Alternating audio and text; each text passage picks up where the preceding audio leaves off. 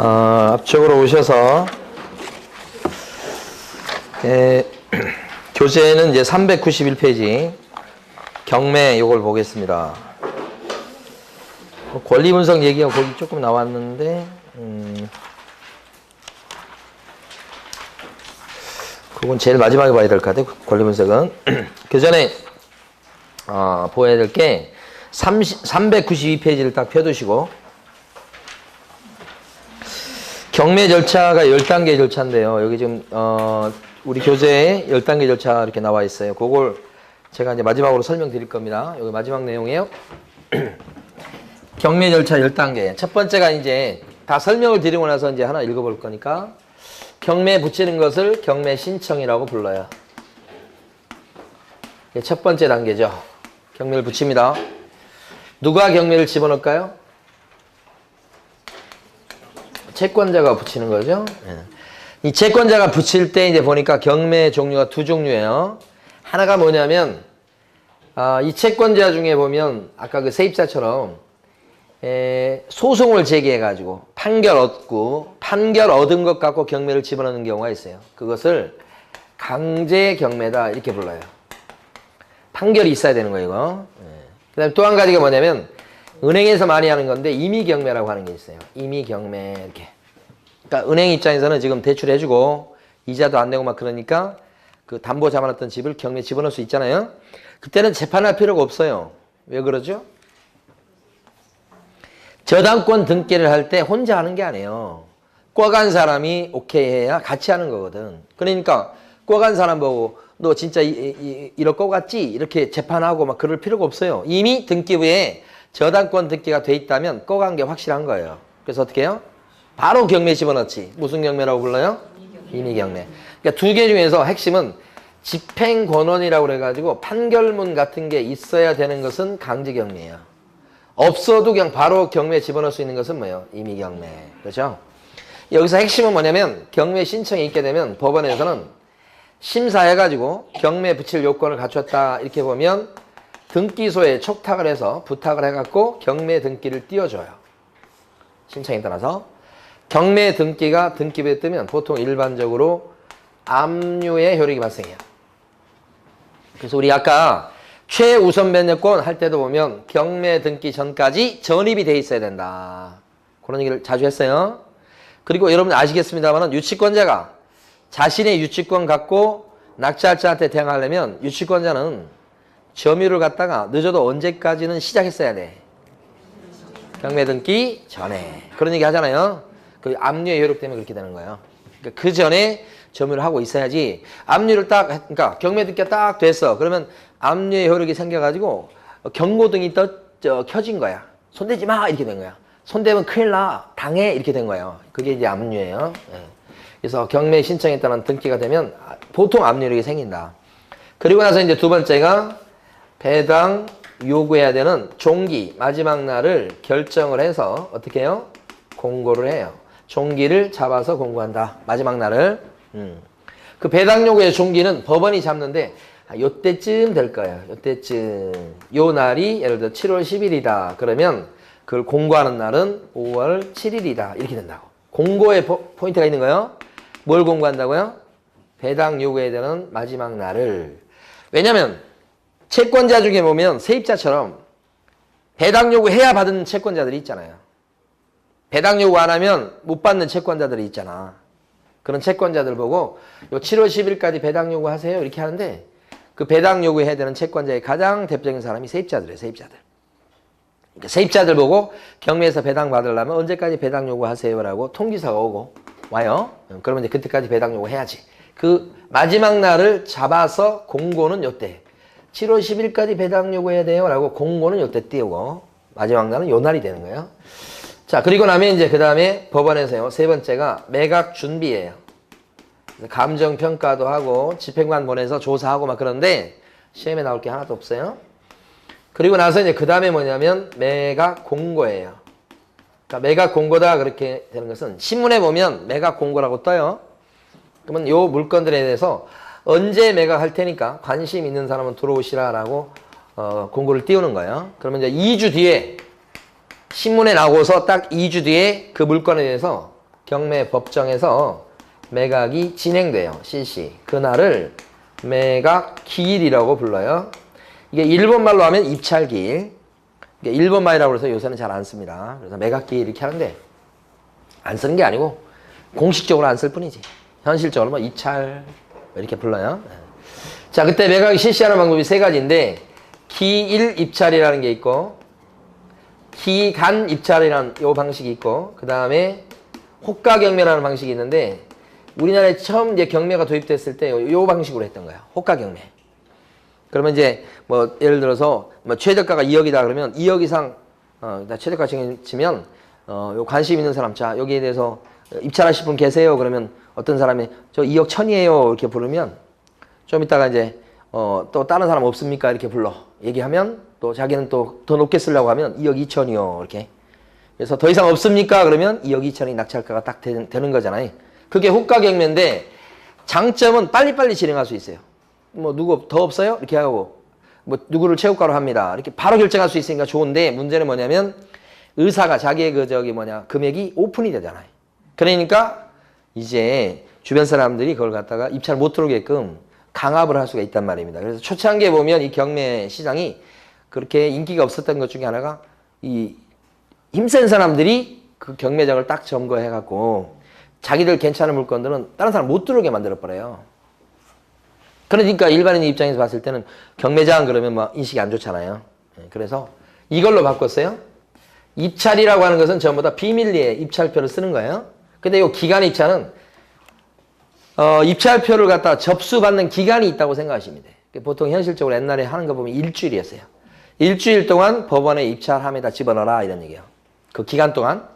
근데 이것은 한날 한시에 모여가지고 그 1시간 정도 시간 줄 때 거기다 집어넣으면 다 끝나고 나면 그 바로 그날 열어가지고 최고가로 적은 사람을 바로 그날 찾아버리는 거죠.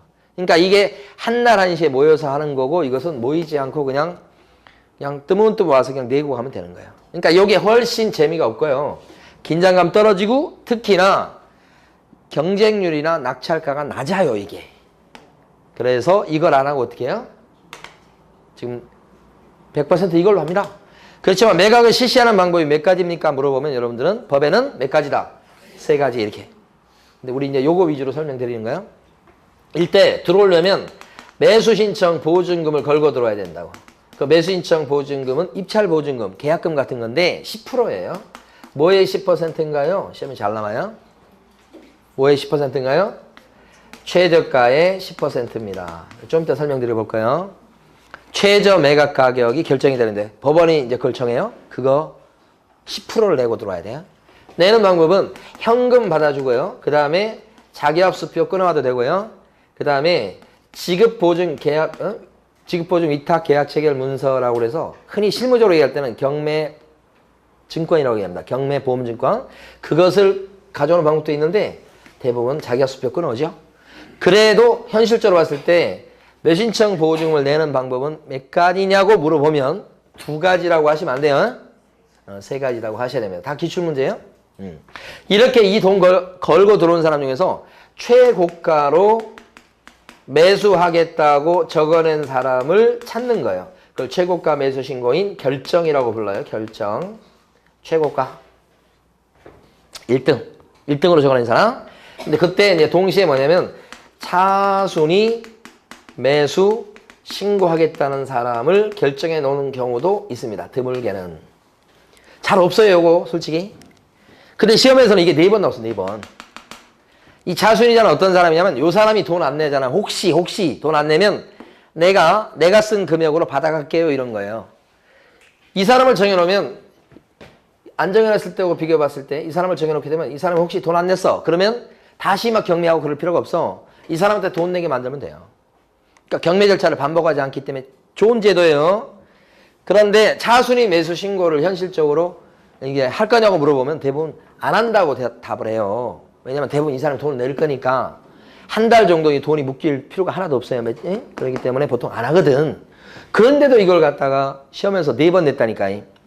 그러니까 실무적으로 중요하냐 중요하지 않냐 이건 전혀 뭐 고려가 없어요. 그냥 시험에 내면 나오는 거예요. 그냥. 그런데 요걸 잘 이해하셔야 돼. 이 사람이 써낸 금액과 이 사람이 적어낸 금액이 가격차가, 금액차가 너무 많이 나면 헐값에 파는 결과가 돼요. 그래서 금액차가 많이 나면 안 돼요. 그것이 중요해요. 자, 보면 이렇습니다. 요게 경매에 넘어갔어요. 갑. 경매에 넘길 때는 감정평가를 해요. 감정가가 나왔는데 그 감정가가 2억이에요. 보통 감정평가 법인에 의뢰를 해서 나와요. 그러면 감정가를 매긴 이유는 경매 진행할 때 입찰 들어올 수 있는 최저가를 정하려고 이 최저가를 이걸 산정하기 위해서 이걸 하는 거예요. 그래서 감정가가 첫 번째 경매할 때는 그대로 최저가가 됩니다. 최소한 2억은 써내야 돼요. 근데 첫 번째 할 때는 최저가 2억이다. 감정가 2억인데 잘 안 들어오거든요. 이 정도 써갖고는 이득 보기가 어려우니까 보통 안 들어와요. 그러면 한 달 정도 있다가 두 번째 경매하는 날이 와요. 한 달 정도 뒤에 잡혀요. 그때 요거 아무도 안 들어왔기 때문에 두 번째 할 때는 이 가격을 떨어뜨려 줍니다. 그 아무도 안 들어왔을 때를 유찰이라고 그래요. 그랬을 때는 어떻게 하느냐. 최저가를 갖다가 20%에서 30%를 다운시켜요. 여기는 이제 안산지원 이렇게 광명 같은 경우는 30%가 떨어집니다. 30% 떨어지니까 한 두 번만 떨어져도 반값이 되는 거예요. 근데 서울 지역 같은 경우 20% 떨어져요. 20% 떨어진다는 가정해보면 4천만 원이 다운되는 거예요. 두 번째, 한 달 뒤에 두 번째 할 때는 최저가가요. 떨어져서 얼마가 되냐면 1억 6천만 원이 되는 거예요. 4천 떨어졌으니까. 그럼 이때는 이제 들어와 누군가가 A하고 B가 들어왔다. A는 얼마 썼냐면 1억 6,400을 썼고 B는 1억 8천을 썼다. 그러면 둘 다 써낸 금액 가만히 보니까 이거보다는 적은 금액을 써냈네. 자, 이 정도면 또 이득이 생기겠다고 해서 지금 써놓고 들어온 거예요. 근데 이 사람이 됐든 들어올 때는 보증금을 걸고 들어와. 그게 매수신청 보증금이에요.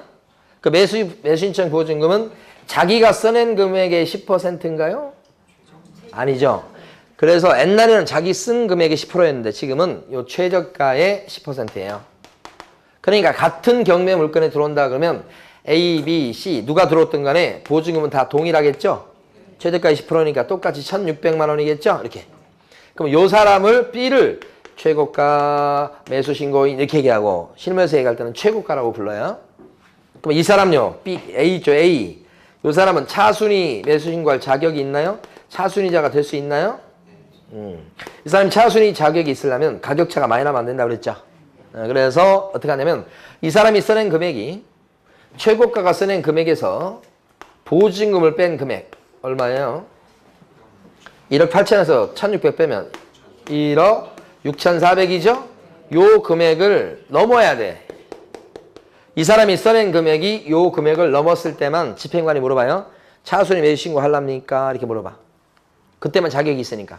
자격이 있어요 일단? 차순위 매수신고할 자격이 있어요 없어요? 있어요. 이것을 넘어야 된다고.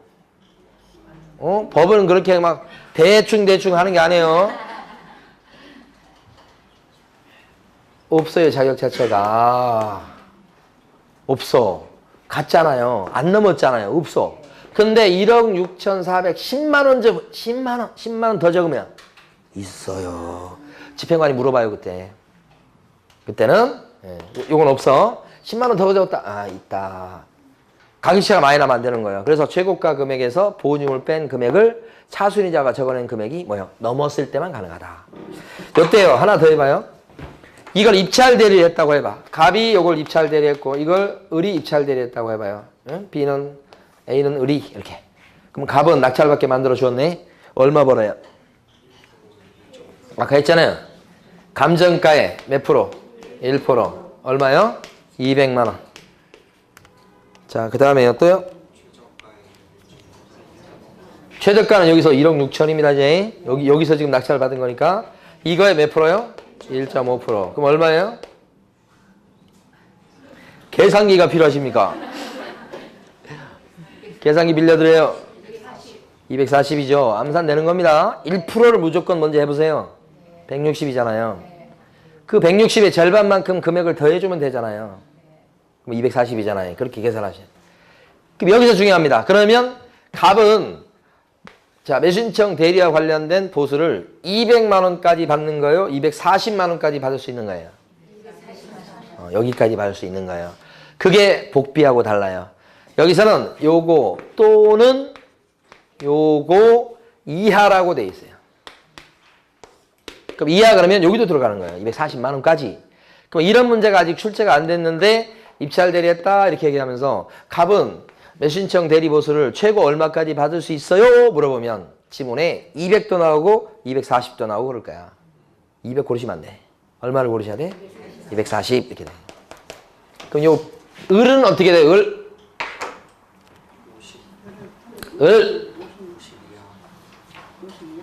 50만 원이죠. 낙찰을 못 받았죠? 50만 원이라고. 근데 이 사람이 1억 6,410만 원을 적었어요. 낙찰을 못 받았죠? 근데 집행관이 물어봐요. 혹시 이 사람이 돈 안 내고 그러면 당신이 요 금액에 낙찰을 받아갈 거냐고 물어봐요. 차순위 매수 신고할 거냐고 물어봐요. 자격이 있으니까. 그랬더니 차순위 매수 신고를 하겠다라고 한다고. 그걸 여기 을은 대신 해줄 수 있다 없다? 있다. 매수신청 대리인의 대리권 범위에 차순위 매수 신고 있잖아. 우포 눈패 차돌이가 보인다고 하잖아요. 대리권 범위에 들어가죠. 그것도 차순위 매수 신고도 그런 거지. 됐어. 여기서 이제 아무도 안 들어올 수가 있어. 아까 안 들어온 거 했었죠? 유찰이라고 불러요. 그죠? 유찰되면 어떻게 됩니까? 근데 다시 이쪽으로 가야죠. 이쪽으로. 그래서 이걸 세매각이라고 불러요. 세매각. 그때는 이유가 뭐죠? 아무도 안 들어와서 그렇습니다. 그러니까 이때는 최저가를 어떻게 해줘야 되겠어요? 다운. 상당히 낮춘다는데 법안에 따라 20% 아니면 30% 저감을 시키는 겁니다. 그걸 갖다 세매각이라고 부르죠. 자, 근데 여기서 만약에 최고가를 찾으면 이 사람 찾는 게 목적이었어요. 보통 이거 잘 안 정해놓습니다. 이 사람. 최고가 찾았죠? 그러면 어때요? 일주일 뒤입니다. 일주일 이내 6번째 절차. 매각을 허가할 건지 또는 불허가할 건지를 뭐 한다고요? 결정. 허브 결정한다고 나와요. 그 날을 뭐라고 불러요? 매각 결정기일이라고 부르니까 이게 일본말로 하면 낙찰기일. 이건 입찰기일 그래요. 근데 지금 일본말이어서 고쳤어요. 매각 결정기일. 이건 매각기일. 더 어려워요. 이거 매각기일, 매각 결정한다고 그래서 결정기일. 혼동하시면 안 돼요. 여기에 대해서 절차에 문제가 없으면 허가가 떨어져요. 대부분 허가 납니다. 절차에 문제가 있다. 송달이 이루어지지 않았거나 제대로 감정평가를 못했거나 그랬을 때 불허가 떨어지는 수도 있다. 극히 드물게는. 여기는 사실 비율로 치면 눈에 안 보일 만큼 조금 해요. 보이라고 그냥 좀 크게 쓴 거예요. 허가 또는 불허가 처분.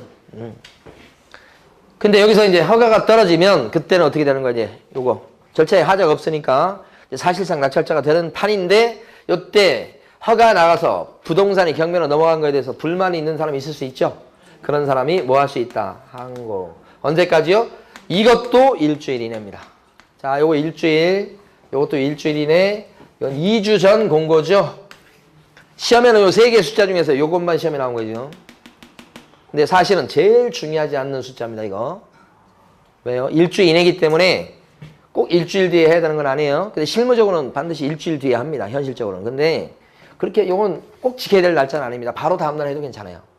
근데 이것은요, 반드시 지켜야 됩니다, 이거. 이틀 전에 공고하고 경매 진행하면 그 경매 절차 자체가 무효가 되는 거예요. 꼭 2주간의 공고기간이 필요해요. 이것은 일주일 지나가면요, 더 이상 한 거 못합니다. 반드시 지켜야 할 게 또 이거예요. 그러니까 중요한 숫자는 1주, 2주 저게 중요한 거예요. 근데 출제위원들은 뭐 그냥 내면 내는 거예요, 그냥.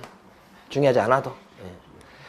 꼭 중요한 것만 나온다는 보장이 없어요. 대신 여기서는 항고하면 맨입으로 안 돼. 돈 걸고 해야 돼. 그걸 뭐라고 그래요? 항고 보증금이라고 그래요. 그 항고 보증금을 뭐 한다고요? 공탁합니다. 묻어둬야 돼요. 이때 항고 보증금은 얼마 정도나 공탁하고 묻어둬야 됩니까? 10%.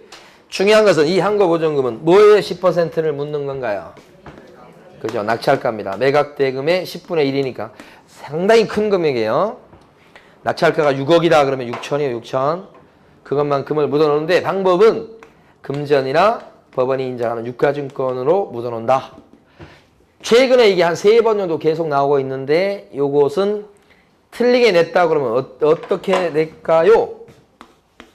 이건 뭐의 10%다? 매각대금. 최저가의 10분의 1 그러면 안 되겠죠? 매수신청 보증금이 최저가의 10분의 1이에요. 아까 최저가 봤었죠? 여기 최저가의 10분의 1 그러면 틀리는 거예요? 내는 방법이 딱 정해졌어요. 그랬다가 자 만약에 판사가 이것을 안 들어주고 기각을 시키면 뭐야 허가 잘 내줬구만 왜 그래 이렇게 기각을 한다고 누가요? 판사. 우리가 사실은 경매 절차에서 판사 얼굴을 보게 되는 시점은 요때입니다. 요때 여기도 판사가 나오는 게 아니에요.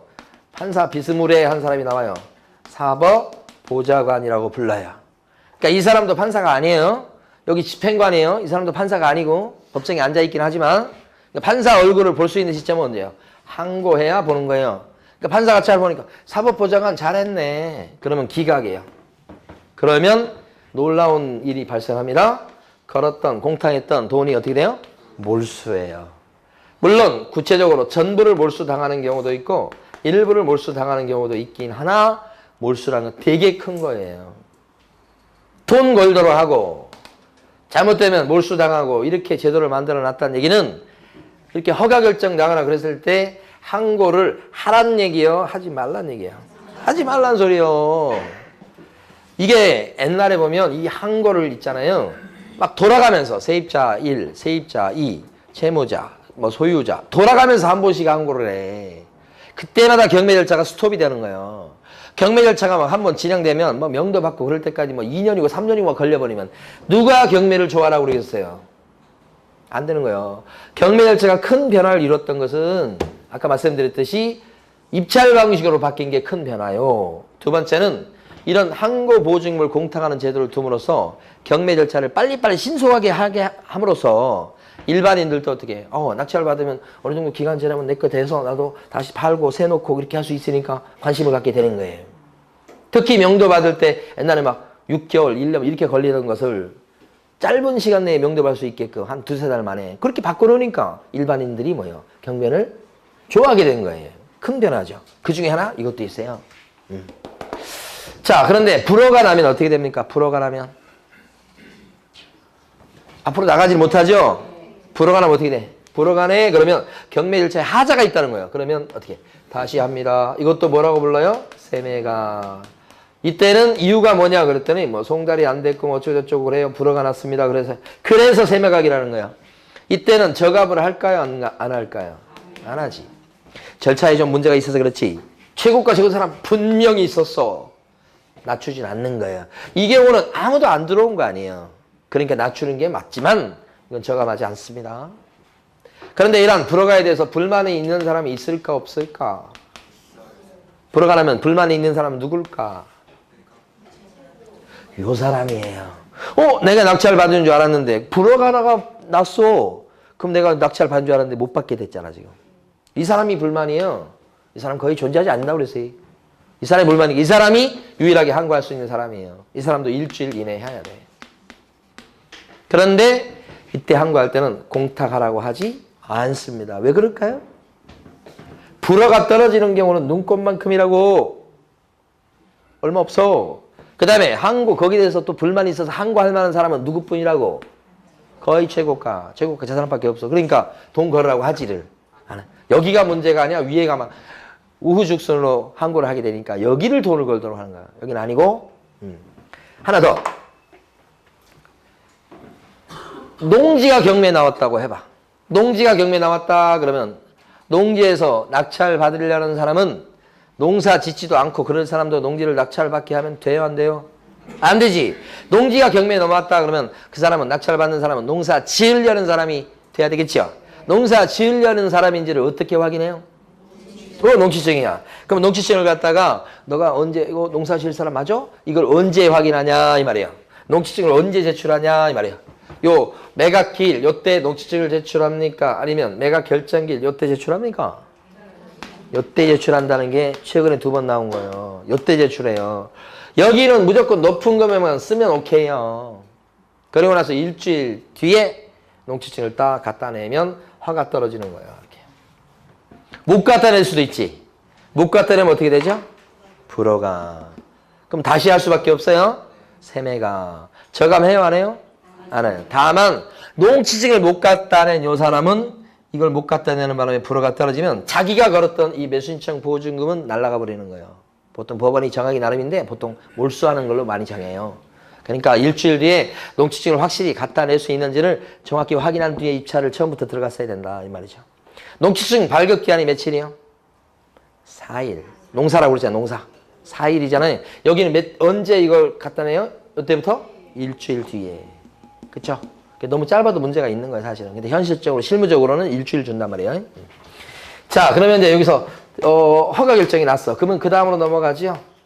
넘어가면 그 다음 절차가 뭐냐? 그러면 7번 뭐요? 대금 납부다. 돈 내는 거라고요? 대금 납부 언제까지 해야 될까요?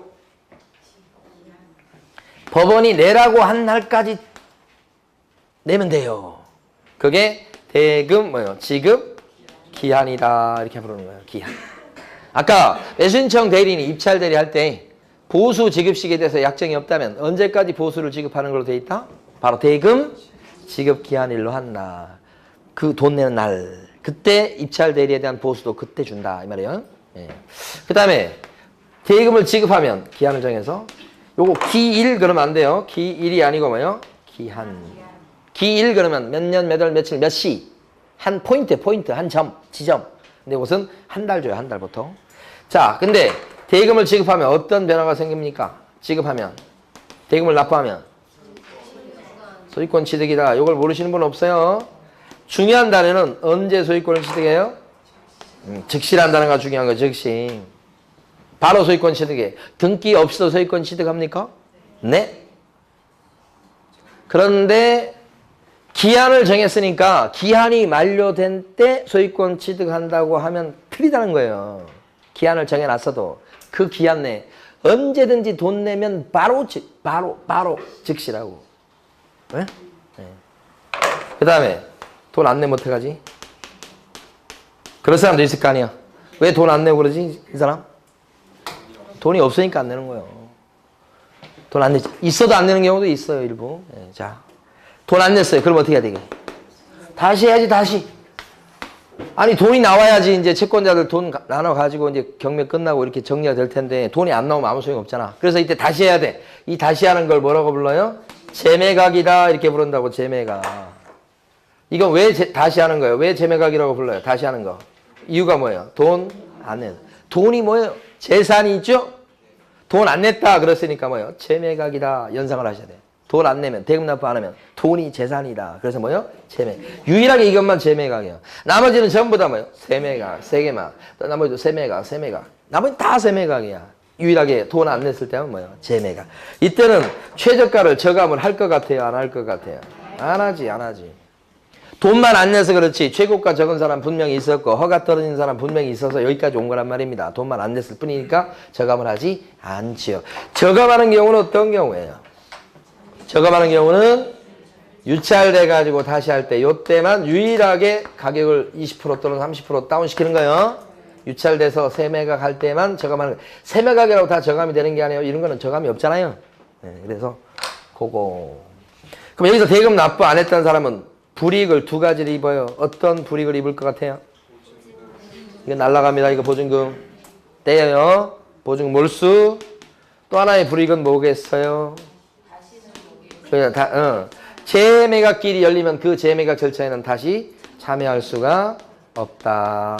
재매각 절차에 입찰 들어올 수가 없다. 이런 불이익을 입는 거지요. 예? 자, 돈 남았으니까 이제 돈 나눠 가져야죠. 그걸 뭐라고 불러요? 배당이다. 그죠? 그 다음에 배당이 이제 끝났어. 그 다음에는 뭐예요? 이제 그 다음에는 등기 후 정리해야 되겠죠? 촉탁기한 이전 등기요. 등기. 요건 등기 어떻게 해요? 법원이 등기소에 부탁, 초탁을 해서 등기를 하게 돼요. 그죠? 등기가 요때 됐다고 해서 요때 소유권 취득하는 거 아니라고 그랬죠? 소유권 벌써 요때 취득했어요. 자, 마지막 이제 등기부까지 정리됐는데 막상 가서 그 집에 가보면 안 나오고 울고 있는 사람이 있죠? 그 집은 해야 되겠죠? 그래서 그 사람한테 이사비 줘가지고 제발로 나가게 하는 방법도 있고 아니면 집행관한테 돈 줘갖고 강제로 끄집어내는 방법도 있더라. 그러면 다 끄집어내면 이제 어떻게 뭐 세를 놓든지 뭐 자기가 들어가 살든지 이렇게 하시는 거죠? 경매 절차 10단계 본 거예요. 자, 교재 보십니다.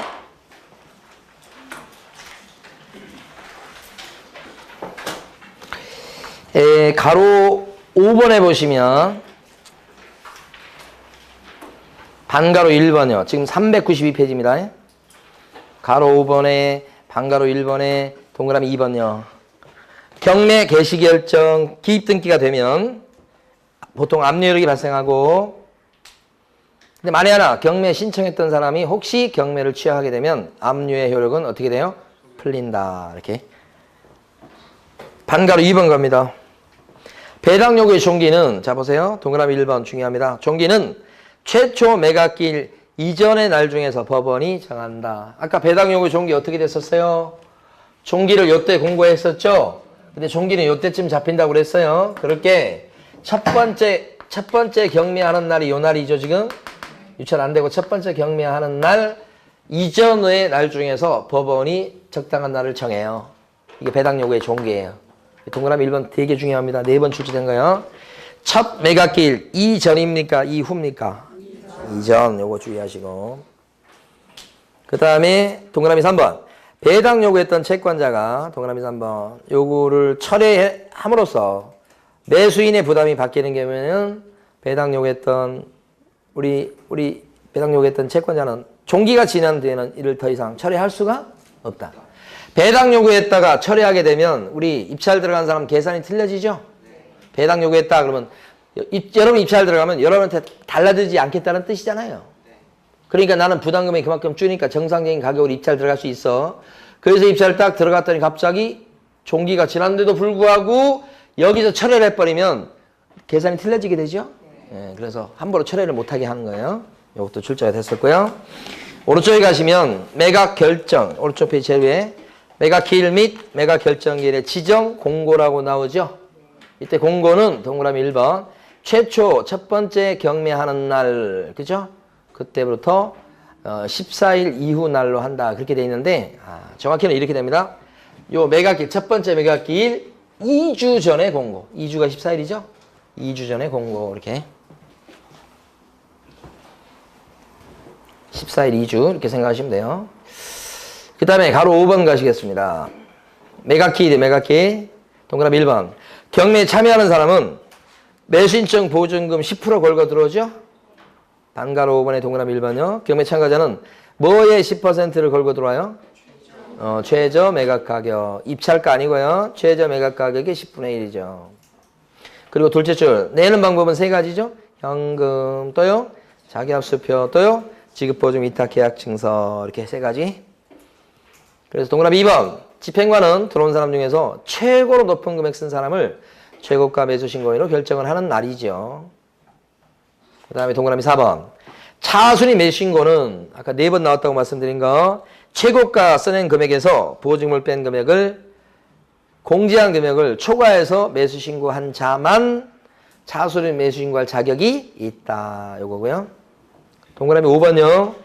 허갈, 요거 익혀두셔야 돼. 허갈 매수 가격의 신고인이 없으면 허갈 매수 신고인이 없다는 얘기는 유찰이라고 하는 거예요. 우리가 쉽게 보면 유찰이라고 한 건데 조문은 이렇게 되어 있어요. 허갈 매수 신고인이 없다. 이렇게 나와요. 그러니까 시험에도 그렇게 나올 거예요. 유찰됐다고 안 나와. 허갈 매수 가격의 매수 신고인이 없다. 그때는 집행관은 어떻게 해야 돼요? 다시 해야 되지. 그걸 세매각이라고 하죠.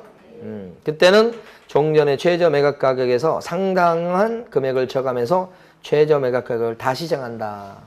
저감한다는 거죠, 지금? 여기 유찰이 유찰. 그죠? 그 다음에 밑에 가셔서 가로 6번 갑니다. 반가로 6번. 동그라미 1번. 매각 결정기일은 매각기일로부터 1주 이내의 날로 정한다. 출제됐었다고 말씀드렸어요. 요 1주입니다. 요거 1주 이내의 날로 정한다. 그 다음에 동그라미 2번. 매각 물건이, 그거 잘못됐네요. 매각 그냥 물건이 이렇게 하셔야 돼. 중간에 있는 결매각 요거 빼버리고 매각 물건이 이렇게 줄이시고 매각 물건이 농지인 경우 언제까지 농지증을 제출해야 돼요? 결정기일까지 제출한다. 그거 2번 나왔었고요. 만약 이를 제출하지 못하면 어떤 결정을 받게 돼요? 불허가 떨어진다. 불허가는 요거네요. 농지증 못 갖다 냈어요. 그럼 불허가 이렇게 가는 거. 불허가 가면 그때는요. 저감이 있어요? 없어요? 없이. 그죠? 종전 최저가로 다시 들어갑니다. 자, 그 다음에 동그라미 3번. 이해관계인은 매각 결정일로부터 일주일 내 항고를 제기할 수 있다. 일주일 내에 항고할 수 있다는 거. 대신에 뭐요? 항고 보증금을 공탁해야 되겠죠? 공탁하는 건 10%죠? 뭐의 10%인가요? 매각 대금의 10분의 1을 공탁한다. 공탁하는 방법은 두 가지죠? 금전 아니면 법원이 인정하는 뭐요? 유가증권이다. 그죠? 자, 그 다음에 동그라미 5번. 매각 불허가 결정에 대해서 항고할 때도 일주일 내에 항고하긴 하는데, 해야 되는데, 보증금은 공탁하지 않습니다. 불허가는 공탁 안 하죠? 연상을 해보십니다. 불허가 그렇게 되면, 불허가 그러면 불허가는 아니 불자죠? 공탁을 할 것 같아요? 안 할 것 같아요? 불허가잖아요. 불허가 공탁해요? 안 해요? 안 해요. 불허가, 아니 불자. 안 한다. 공탁. 이렇게. 연상해 보시고. 밑에 매각 불허 결정이 확정되면 법원은 새 매각기일을 정한다. 그랬죠? 새 매각기일. 이 경우 최저 매각 가격에 저감 없이 새 매각기일을 정한다. 그랬어요. 그러니까 이게 불허가 나면 저감이 있어요? 없어요? 불허가 나면 저감이 없다. 불허가면 저감이 없다. 이 얘기하는 겁니다. 자, 넘기시고. 자, 반가로 7번 보면 이제 돈 내는 겁니다. 돈 내는 거. 여기까지 하면 다 합니다. 이 페이지가 마지막 페이지. 동그라미 1번. 대금을 완납한 때에는 매각의 목적물인 권리를 취득한다. 이게 소유권 취득한다는 뜻이고, 그때 동그라미 2번 보면 매각 대금은 언제까지 납부한다고요? 대금 지급 기한 내에 납부한다. 기일 그러면 안 돼요. 기한. 자, 그 다음에 동그라미 4번 가면 혹시 차순위자가 없는 경우가 많은데 차순위 매신고인도 있다고 할지라도 그마저 대금을 납부하지 않으면 어떻게 되죠? 그렇죠. 매수신청 보증 걸었던 건 몰수가 되고, 자, 저감하지 않고서 다시 매각기를 잡습니다. 저감 없이요. 그걸 무슨 매각이라고 불러요? 돈 안 내서 대금 납부 안 해서 다시 하는 걸 재매각이라고 불러요. 이때는 저감을 해요, 안 해요? 안 하고 다시 종전 최저가로 다시 들어가죠? 그 말은 저감 안 한다는 뜻입니다. 거기까지 보시고. 배당, 그 다음에 특기, 촉탁, 인도매는 별거 없고요. 나눠드린 문제 5번 풀어보십니다. 5번. 5번에서는 자, 배당 요구 종기 언제예요? 첫 매각기일 첫 번째 경매하는 날 이전으로 정하도록 돼 있어요. 맞죠? 그 다음에 2번이 틀린 거 너무 쉽네. 뭐 하나 빠진 게 뭔데? 호가 경매 빠졌죠? 3번 요구하냐 안 하냐에 따라서 매수인 낙찰자. 매수인은 낙찰자를 의미해요. 인수해야 될 부담이 바뀌는 경우는 배당 요구했던 채권자는 종기가 지난 뒤에는 이를 처리하지 못한다. 함부로 처리 못하도록 돼 있고요. 계산 틀려지니까요. 4번은 뭐 아시겠죠? 넘는 때만 차순위 매신고 자격을 준다. 5번 매각기일 2주 전까지 매각기일과 매각결정기일을 뭐 한다고요? 공고. 2주 전에 공고입니다. 매각 공고라고 줄여서 해놨는데 기일과 결정기일을 공고한다. 좀 중간에 글자가 들어가요. 매각기일, 매각결정기일을 공고한다. 요게 매각기일, 매각결정기일 언제? 이걸 요때 공고한다는 뜻이에요. 매각기일과 매각결정기일을 그렇게 보시면 되고. 자, 마지막 6번 문제 풀어보십니다. 마지막 문제입니다.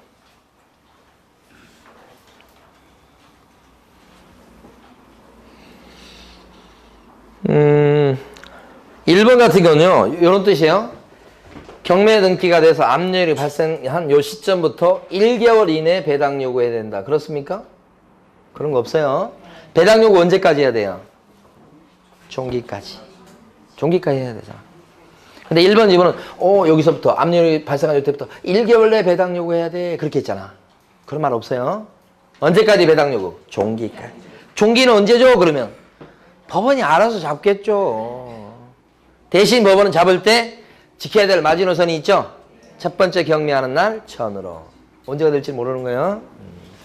2번 질문은 매수 신청 가격이 아니고 뭐죠? 최저가의 10분의 1이죠? 그 다음에 3번은요, 여기 기출 지문인데, 관청의 증명이나 허가를 농지증이라고 생각하셔야 돼. 관청이나 증명, 허가 뭐 이거 나온 거 있잖아요. 그게 뭐예요? 농지증. 농지증은 매수 신고할 때 갖다 냅니까? 아니면 매각 결정기일에 제출합니까? 결정기일에. 이게 똑같은 지문이 2번 나왔었어요, 최근에. 자, 그 다음에 이제 4번은 맞는 거죠. 기한을 정한다고. 기출문제에서는 기한을 기일로 바꿔서 출제한 것이 한 3번, 4번 돼요. 기일 그러면 안 됩니다. 뭘 정한다고요? 기한. 그것도 찾아보면 한 4번 정도 나왔던 것 같아. 여기서는 맞죠? 5번은 매수 신고가 있은 뒤, 뭐, 그건 필요 없고, 경매 신청을 붙였던 채권자가 경매 신청했던 걸 취하를 합니다. 그러면 어떻게? 압류의 효력이 어떻게 돼요? 풀린다. 그죠? 소송을 제기했던 사람이 소를 취하를 해. 그러면 재판 걸렸던 그 효력이 어떻게 해요? 재판 안 가잖아, 이제는. 소를 취하면. 이렇게 풀린다. 뭐, 그렇듯이 그렇게 됩니다, 이거요. 자, 이렇게 해서 우리가 2달 동안 또 험한 생활을 했네요, 지금까지. 여러 가지 내용을. 이제 5월달, 6월달도 열심히 하실 거죠? 끈기가 있어야 되겠습니다. 예? 우리 이제 보면 첫째 놈하고 둘째 놈을 가만히 비교해 보면 우리 둘째 놈은 머리가 좀 좋기는 한 것 같아. 빠릿빠릿한데 끈기가 없어요. 그래서 좀만 있으면 막 놀고 싶어갖고 막 아빠 놀아달라고 막 이렇게 얘기하는 게 둘째 놈이고, 첫째 놈은 공부머리는 좀 없어 보여요. 그런데 갈 때마다 책상에 앞에서 그나마 그냥 허리 구부려 가면서 공부하겠다고 그냥 그러고 앉아 있어. 안쓰러워 죽겠어요. 자, 여러분은 아이가 끈기 있게 합격하는 날까지 100% 다 알아야 합격하는 거 아니죠? 그래서 아이가 막 공부하시다 보면 합격할 수 있는 수준은 누구나 될 수 있어요. 그 수준까지는 갈 수 있어. 다만 이제 뭐냐면 그걸 어떻게 잘 마무리 짓냐, 이것은 이제 각자 조금 차이가 날 수 있어. 그래서 합격할 수 있는 실력을 됐구나, 그 정도까지는 여러분 어느 정도 꾸준히 노력하시면 그때까지는 다 가요. 근데 그걸 어떻게 마무리 잘 짓냐. 합격하거나 떨어지는 사람들 보면 대부분 보면 몰려 있어요, 거기. 60점 근처에. 막 70점, 80점에서 다 합격할 것 같죠? 그렇지 않습니다.